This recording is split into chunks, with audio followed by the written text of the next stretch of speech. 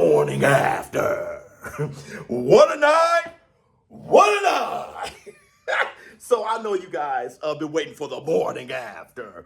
I'm getting the messages. ShowBizz, what do you think about the Canelo win? Is he the face of boxing? I heard that you got into an argument with Floyd Money Mayweather. What happened there? And how about you losing $10,000, ShowBizz? How you feel? You bet money on Charlo to win $5,000, and you bet $5,000 on Canelo to win by knockout. Neither happened. Okay. All right, let's talk about it all. And that's the Black Dojogas.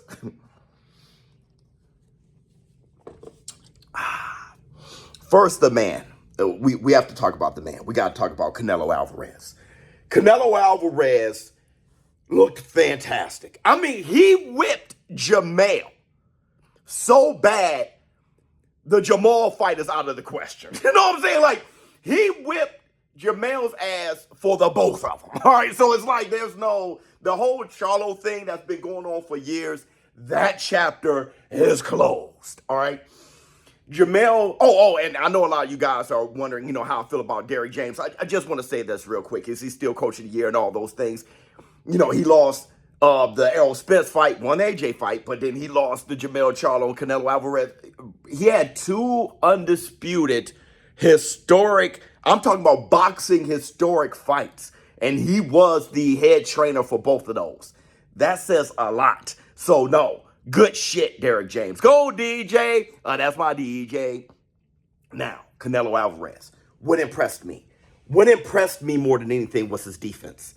That's right, his defense. We know he has power and all those things, and I've often talked about Canelo's head movement. What happened to that Canelo? All right, the high guard and catch and shoot. That just seems too basic. He's kind of like, just making his game.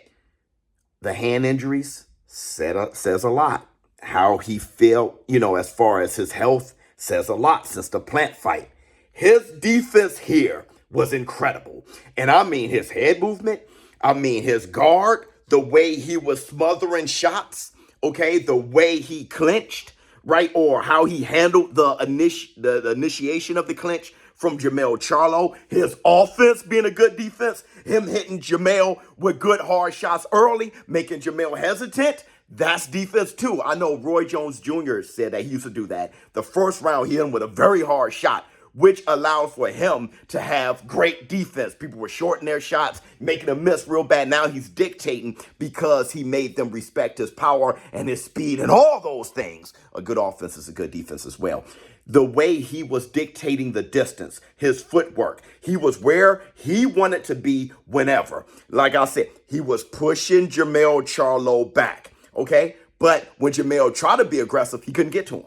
When he tried to, just lean back. He understood that first round when they were just data collecting, Canelo Alvarez collected the most data, right? Canelo Alvarez, after that first round, he knew where his reach was and all those things. And I have to quote Apollo Creed when Apollo Creed told Rocky, "You fight great, but I'm a great fighter." That's right. You fight great, but I'm a great fighter. And I said that, and I definitely said that on the Porter Way podcast in the barbershop. I said, and I told this to you guys. I said, Canelo Alvarez is a great fighter. Jamel Charlo has to be great that night. And Jamel Charlo was not great last night. And you heard what Clarissa Shields said. I thought I'd see a fight where Charlo was timid to punch and kind of like so respectful and everything. I never thought I'd see a fight like that. Before the fight. He didn't go to the body enough. He didn't start early enough. He didn't let his hands go. So you heard what Terrence Bud Crawford said. He didn't fight his fight.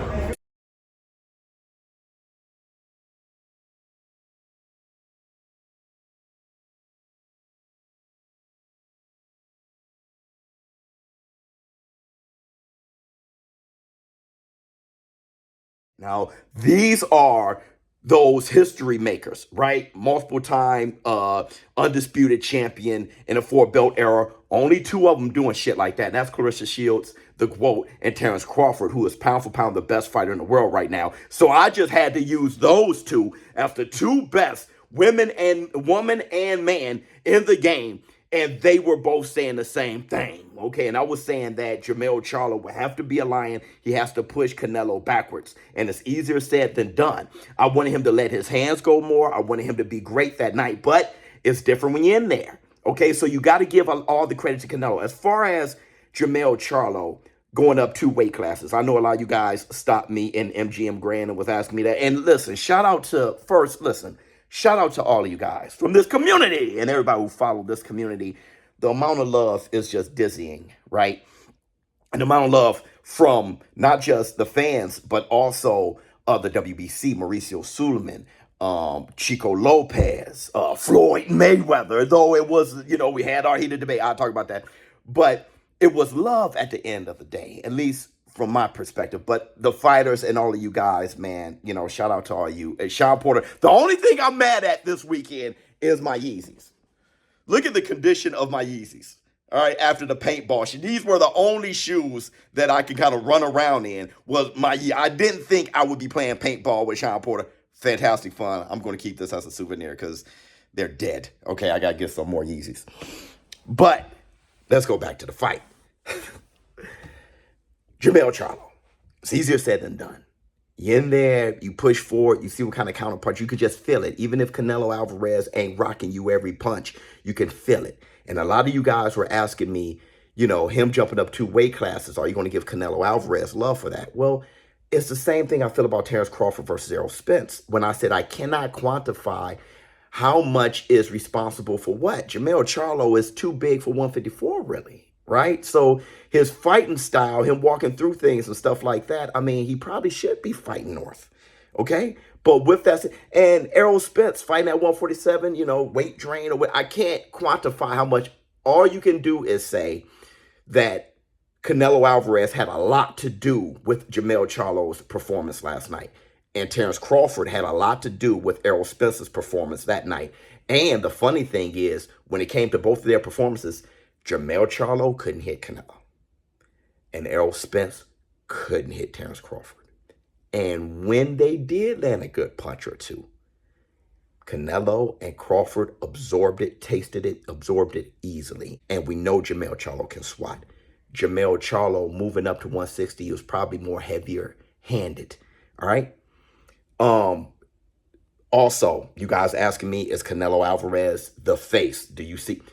To be quite honest, I haven't been to a Gervonta Tank Davis fight, so it's still up for debate. But I'm gonna tell you this though. Really, I know you guys are thinking immediately there is no debate, but I'll tell you this: to be there, and I've never been to a Canelo fight. The floor was literally shaking with Canelo, like the floor was shaking, and the building was that. I never seen that before. All right. This guy is a rock star. All right. This guy, Canelo Alvarez. The only time he got louder is when Chavez showed up. I mean, it was deafening when Chavez. That's how you know Chavez is still the man when it comes to, greatest Mexican fighter of all time. Representing Mexico, Chavez still the man. But Canelo Alvarez, once he retires, we'll see then. Okay, because Canelo Alvarez still got work to do. He's still looking to get that in. And you heard him at the end of the fight saying, nobody's greater than this Canelo. He knows himself that he hasn't been looking good. Okay, so for us to say that he's on a decline, I mean, yeah, it took 4 fights for us to see that. Or what, 4 fights, right? You have Caleb Plant, you got Bivol, you got Triple G, you got Ryder. We were seeing that. But you wondered how much was it due to his injured hand? And it seems as, for at least of right now, unless it, boop, that little boop moment, right? While you're declining, every great fighter, they have that moment where, boop, right? I brought that up, right? When Muhammad Ali versus Spinks, you know what I'm saying? That boop, he was done. Oh no, he just beat Spinks. All those things. Pacquiao versus Thurman, right? So he's going down, Pacquiao down, boop, and he beats Thurman. It could be a boop, or truthfully, he was just injured, okay? And his hands has healed. Canelo Alvarez looked spectacular, all right? Charlo saying he's going to 154, and he called out Terrence Bud Crawford. Terrence Bud Crawford, you saw what he said on Twitter?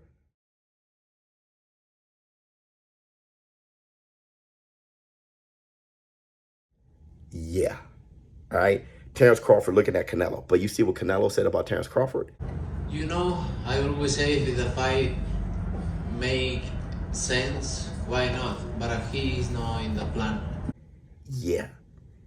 Canelo Alvarez is looking more so towards Benavidez, the winner between Bubu Andre and Benavidez. He's looking over there a little bit more. And honestly, for me, that's greater. Canelo Alvarez versus Terrence Bud Crawford would be more of how great is Terrence Crawford. If Canelo were to just destroy Terrence Crawford or something like that, it'd be like, of course. That's why it'd be more of an accomplishment for Terrence Crawford than Canelo Alvarez. But Canelo Alvarez versus David Benavidez, he already said Cinco de Mayo. And writing off Bubu Andre is disrespectful. But I'm just saying, I think Benavidez will be the favorite there. If he wins that Cinco de Mayo, Canelo Alvarez versus Benavidez. And I'm telling you, if Canelo Alvarez is wide open for Cinco de Mayo and Benavidez is too, both of them with the PBC, and they don't fight on Cinco de Mayo, it's a Dacarone Pesa for somebody. Up until then, Canelo Alvarez, as of right now, Canelo Alvarez is looking, it's hard to not favor him even against David Benavidez, because you're kind of leaning towards David Benavidez when it comes to Canelo Alvarez on the decline a little bit. But Canelo Alvarez at his best versus David Benavidez, it's kind of hard not to lean toward. Honestly, it's kind of hard not to lean towards Canelo in a rematch with Bivol. I know. Because if you think a healthy Canelo, now you got to reassess that. And I would love to know what you all think in the comments below. But that's how I feel about the fight, Canelo versus Jermell Charlo. Totally tip my hat to him. And if he's the face of boxing, I still say the PBC, the face of boxing. But I need to go to a tank fight. But to be there live, I've never seen nothing like Canelo. Floyd Mayweather. So I'm not going to, a few things kind of got out. I'm not going to go into a whole blow by blow of our conversation, because in respect to Floyd pulled me aside into VIP for him and I to discuss things. So that means that he doesn't need me talking to thousands of people about what happened. The conversation was loud because Floyd's loud. I was kind of loud, but I was more so like, this is crazy, right?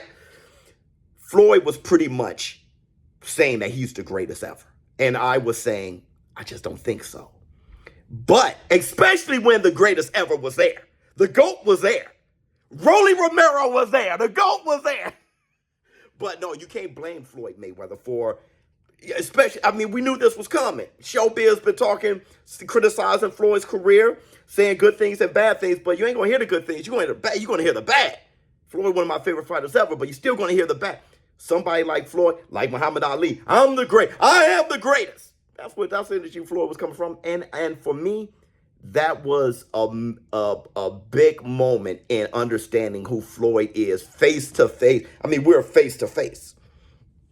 And I'm like, you're not the great. I said Sugar Ray Robinson was the greatest. And he just like, I'm the great. Yeah, you gotta love it. That was pretty much that. It was hysterical, extremely entertaining. I just wish there was a camera there, but that's not what he wanted. He wanted him talk to ShowBizz. All right, like listen here, guy. You know what I mean? So it was just one of those moments. It was just legendary. My money, $10,000. Listen, I want to say this to you guys. I think we're missing the whole point of everything. I think we're missing it. And it's discouraging a little bit, but I'm going to keep doing it. I don't call fights live, and I don't go to the fights, and I don't gamble for y'all to look at me, right? It's to build the sport of boxing, make it the #1 sport in the world. right? So I show up at the fight.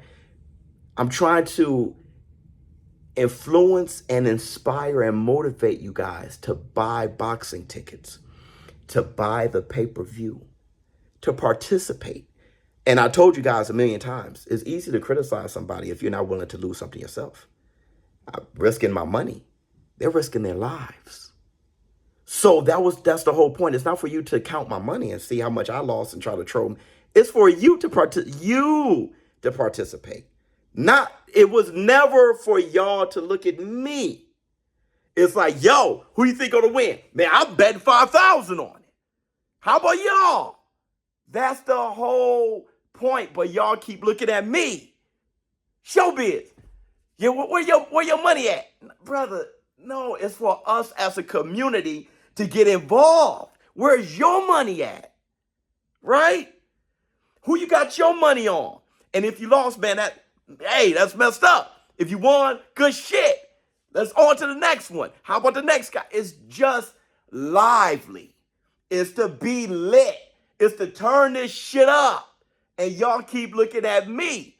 And it's like, bro, I definitely want y'all. I mean, that's my livelihood, but not count my money like this show. And y'all looking at the fight, man. ShowBizz, your money, like you buy the fight, go to the fight, participate. Let's get lit, bro.